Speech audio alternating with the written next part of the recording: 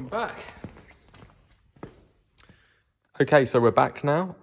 This is as it was left last time. This must have been a good month or two since I was last working on this.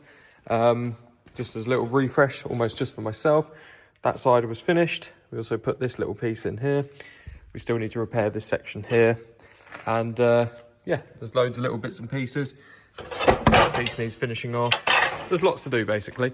So what I'll do is I'm going to stick it on a time lapse. I'll probably just time lapse the entire restoration of the tailgate and stop jabbering on and just get it done.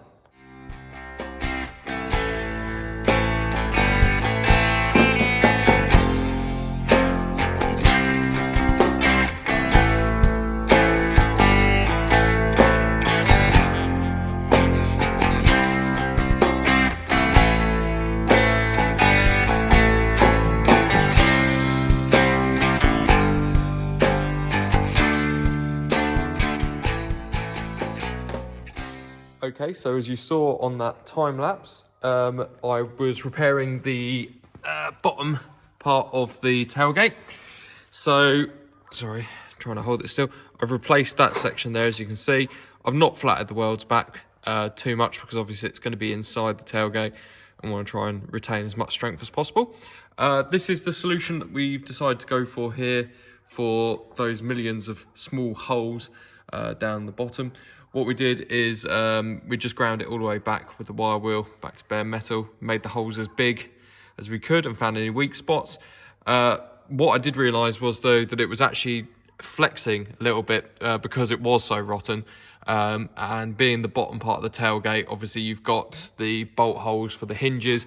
So I believe this part should be quite strong, hence the reason it's ribbed. So I decided to make these repair patches. These have gone over the holes and they've been seam welded round, as you can see. Not the best welding, but I mean there is some good areas of it, as you can probably see. It's not too bad, but it's added a bit of strength, and as I say, it's going to be on the inside there, so you won't see any of that. But that then gives us the opportunity to fill in the holes from the outside, and we'll fill those in with weld as well. So we'll be welding to 2 skins technically. This will then be seam sealed inside, so this will be completely watertight, and the outside will then have a skimmer filler on it after it's been welded, and you'll never see that, which will be good. And as you can see, there's no flex in the panel, it's not moving anywhere. And I did do all the measurements as you would expect, so we know that's not moved at all. So next on the agenda will be this section here that we've got to replace, which is fairly straightforward.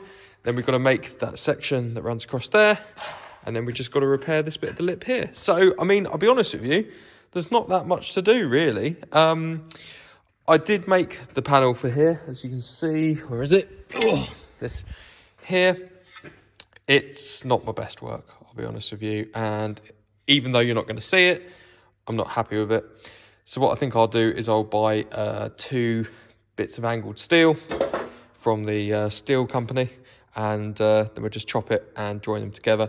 Then we just know that we've got the perfect fit and we're not going to have any issues with the outer panels lining up with it. So next thing you'll see will be me just doing those final welding repairs, and hopefully by the time I've done those, I will have got the steel to replace that rib section, and then we're just waiting for the outer skins to turn up. Then it's just a paint and we're done.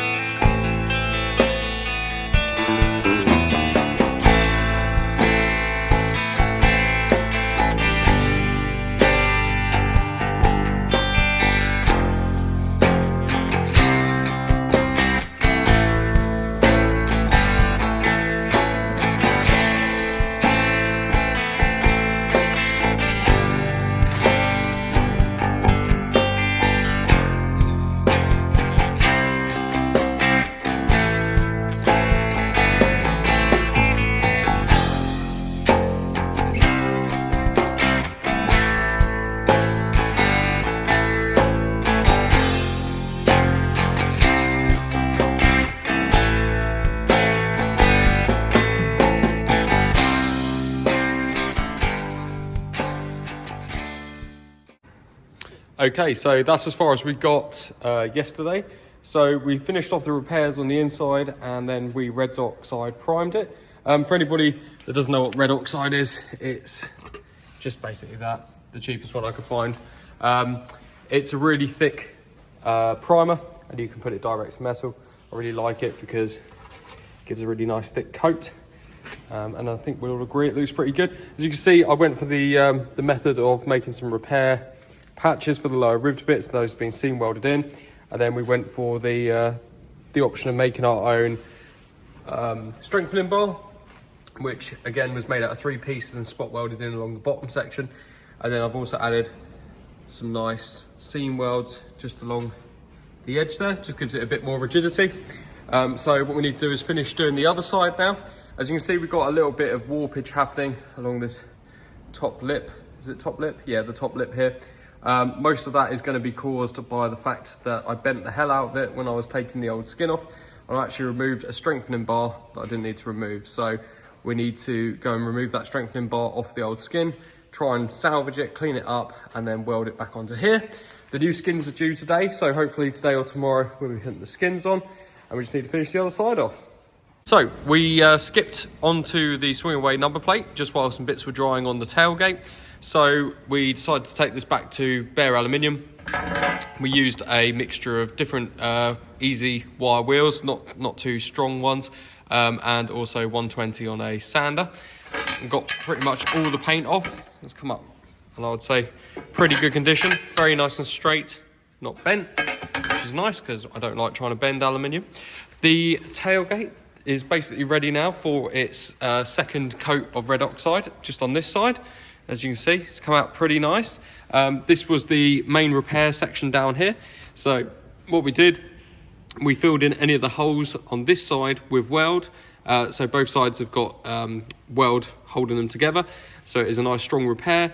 Then we gave it a small smear of just general body filler, just to neaten up any of the bits that got chunked out by the grinder.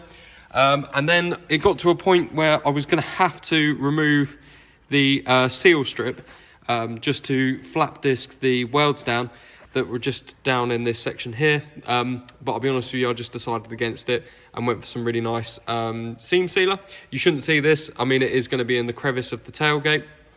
And once it's had a good couple of thick coats of primer and a little bit of wet sand, because this is actually paintable and sandable, it should cover up most of that. We should be able to lose some of that transition between the metal and the sealer. But yeah, so that came out pretty well. So all we've got to do left is to put some red oxide paint on that, leave that to dry, come down here tomorrow and we can start putting the tailgate skins on.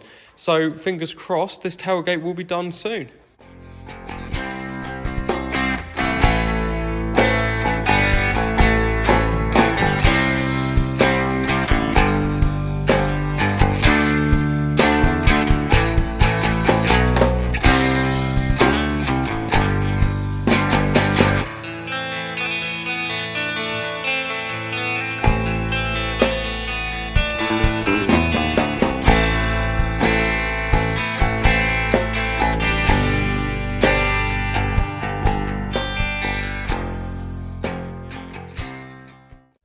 Okay, so there we go. As you can see, all in red oxide now. We do need to fix a little bit of that warping that's happened along that top lip. I should be able to shrink that down quite easily. So I'm not too worried about that. And I still need to drill a hole in that main support bar there for the number plate lights. Famous 4 have delivered, and this has just come. This is pretty much a next day delivery. So that's the upper and lower skins. So what we're going to do is just do a little test fit and see if it all lines up and looks good. I've now finally finished moving into this unit, so we've finally got everything in here now, including my toolboxes. So we should be able to get a lot more done now that we've got all the facilities to do it. So yeah, we'll go ahead and we'll test fit those skins. There is a section I need to make here that runs along there, which is on, I'll show you that on the old panel.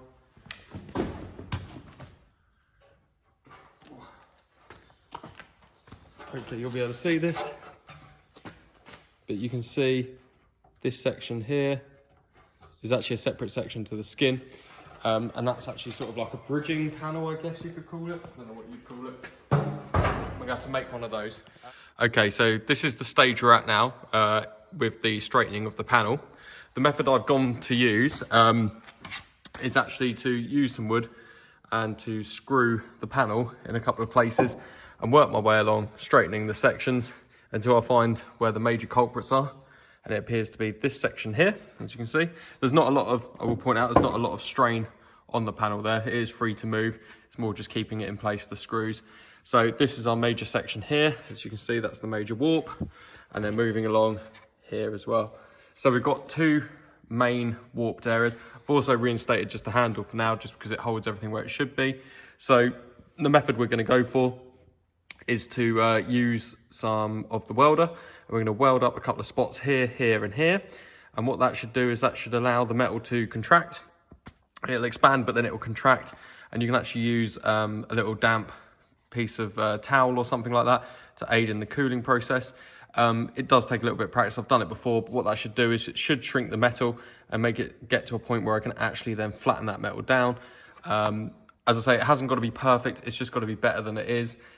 Because it needs to have a panel that joins from here to the top skin. So a lot of that panel will take out any of the small little wavy bits of it. But this, as I say, are the two major warps. As you can see quite clearly there, those are the two major parts there. So let's get on, we'll weld those and we'll see what that does. Okay, so my phone for some reason decided it didn't want to record after I'd done the welding. But luckily the panel, as you can now see, is nice and straight. So what we did, if I didn't already say, is we just we did a few spot welds, a few tack welds in the high stretched areas, and then rapidly cooled them with some water, and then just applied a bit of pressure with a cloth, and then just a little bit of panel beating to straighten it out. But yeah, so the major warping is gone, and as you can see, I've now created the infill panel, which sits between the skin, the outer skin and the inner skin. So it's now just really going to be a point of just cleaning up the areas that need welding and welding this thing together. But I'm very happy with the fit of the panel. It's come out very well. As you can see, some really nice lines there. So yeah, let's just get it welded together and we'll go from there. So I'll stick it on a time lapse.